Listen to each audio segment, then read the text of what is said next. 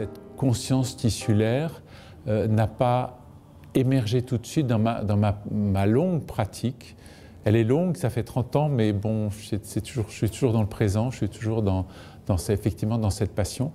Et cette conscience tissulaire, je pense que peu d'ostéopathes en parlent actuellement.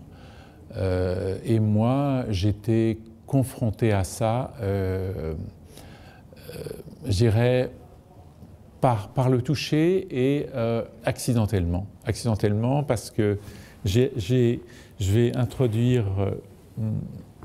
ma conférence par ça.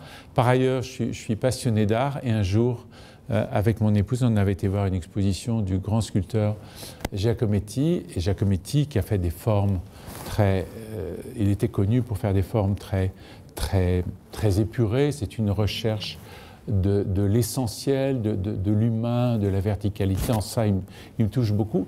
Mais avant d'avoir cette période, il a eu une période plus surréaliste et je suis tombé en arrêt et devant une espèce de personnage, éventuellement on peut passer le truc, qui est un peu anthropomorphe. On voit une tête, on comprend que c'est une tête, un œil, une bouche, et quand j'ai vu, c'est une sculpture en marbre qui fait, je sais pas, 40 cm, et quand je suis tombé face à ça, je me suis dit, mais c'est à cette personne que je m'adresse dans le corps.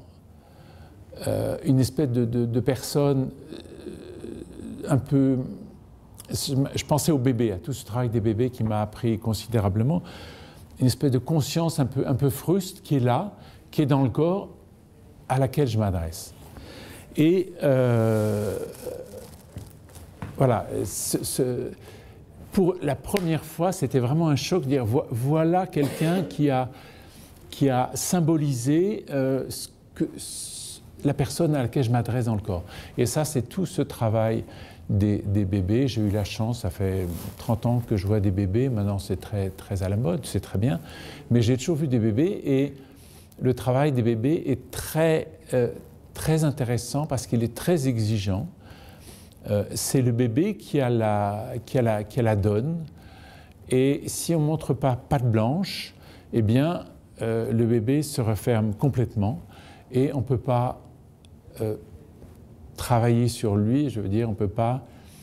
Je vais mettre quelques protocoles en route. On ne peut pas, parce qu'en ostéopathie, on n'est qu'un instigateur.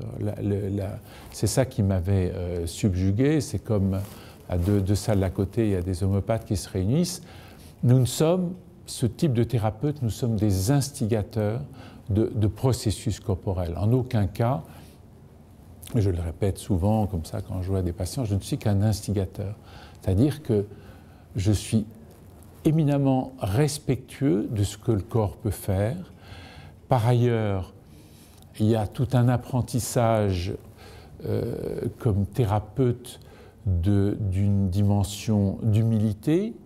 Je dois dire que une approche bouddhiste, il y a longtemps, m'a beaucoup aidé à comprendre ça, à comprendre cette espèce de neutralité du thérapeute. Le thérapeute n'est pas dans le vouloir.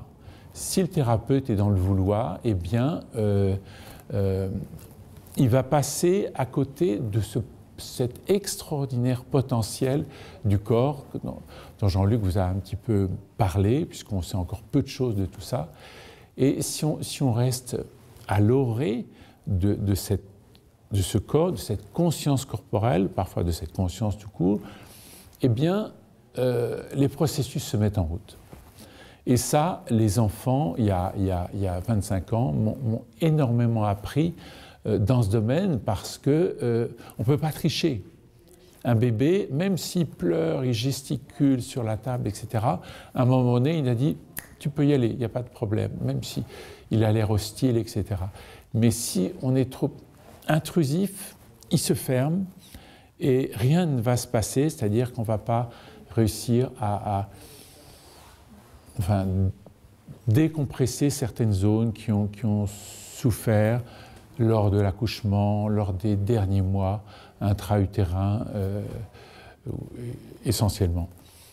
Donc, c'est pour ça que cette espèce d'effigie de Giacometti m'avait beaucoup interpellé, parce que ce travail avec les enfants, cette espèce de connexion qu'ont les enfants complètement avec leur subconscient, après la répartition entre conscient, subconscient, au fur et à mesure que l'âge avance, change. Je ne suis pas analyste ni psychothérapeute, mais je sais ça.